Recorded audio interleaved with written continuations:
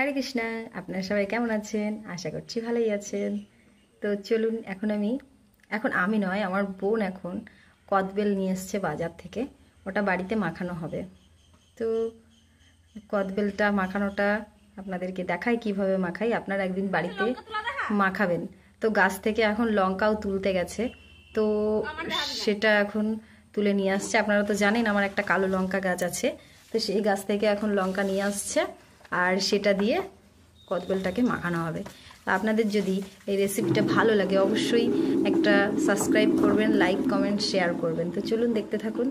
এই যে কদবেলটাকে ছাড়ানো হয়েছে, একটা বড় নিয়ে এসেছে বাজার থেকে, তো এটাকে এই চামচটা করে ছাড়ালো এবং এই দেখুন এর মধ্যে কালো লঙ্কাটা ভীষণ সেন্ট হয়, তো সেই কারণে এই যে মাখা খাওয়া হবে। এখানে আমরা 3-4 জন আছি, তো আরও আছে, আমাদের রাই আছে। তো এখানে দেওয়া হয়েছে নুন আর লঙ্কা, এবারে একটু স্বাদ মতো চিনি দেওয়া হবে আর ধনিয়া পাতা দেওয়া হয়েছে, কারণ চিনি না দিলে খেতে ভালো লাগবে না, এগুলো তো গাছে পাকা নয়, তো সেই কারণে। তো দেখতে থাকুন, আপনাদের যদি ভালো লাগে অবশ্যই জানাবেন আমাকে।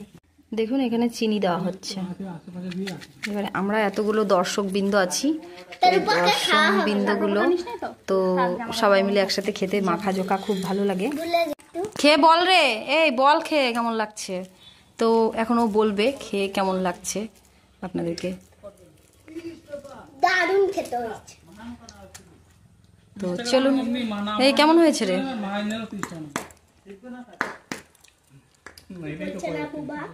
হ্যাঁ একদম।